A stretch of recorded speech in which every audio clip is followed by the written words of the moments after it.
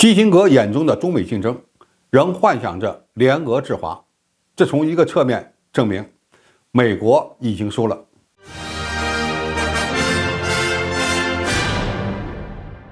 观众朋友、网友朋友，大家好，我是付全少。在美国的外交战略中，如何应对中国的崛起是个大难题，而同时应对中国与俄罗斯被认为是一个死结。基辛格是美国当代国际战略的大师，也是中国人民的老朋友。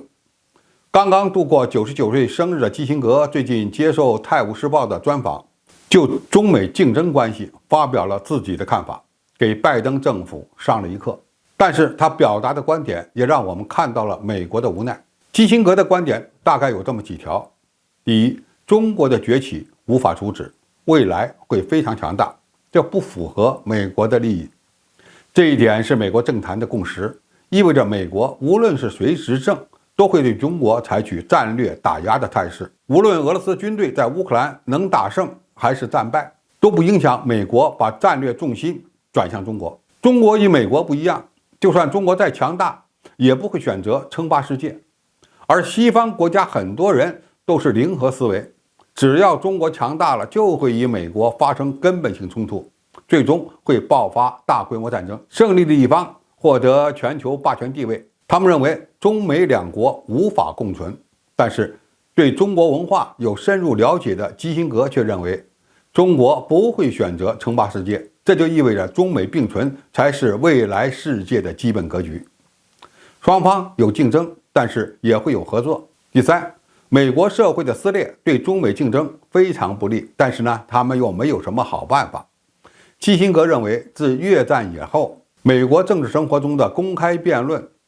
越来越不关注实质的内容，而是关注政治动机和身份。你也可以理解为，政客不管事情的对错，而是看是不是对方政党的议题，如果是就反对。在美国内部，愤怒已经取代对话成为解决争端的方式，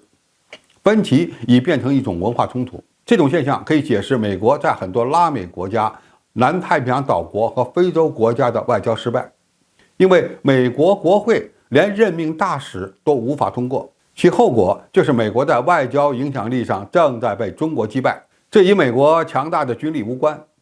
基本上就是内斗造成的。第四，基辛格仍在幻想着联俄制华，他认为俄罗斯的军事行动是对世界和平的主要威胁。为了结束这场战争，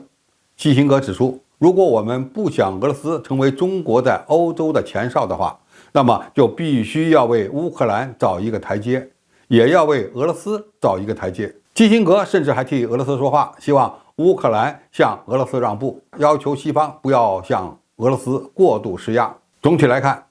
基辛格理解的中美关系相比于拜登政府要成熟一些，也更能反映出美国的焦虑和失败。当美国无法阻止中国崛起，又面临两党严重的内斗、社会撕裂，在国际战略上既要与俄罗斯对抗，又要与中国竞争，且无法改变中国的社会制度，那么这种焦虑就表现得特别明显。最关键的是，维持霸权导致了美国的衰落，而中国在崛起的同时并不追求霸权，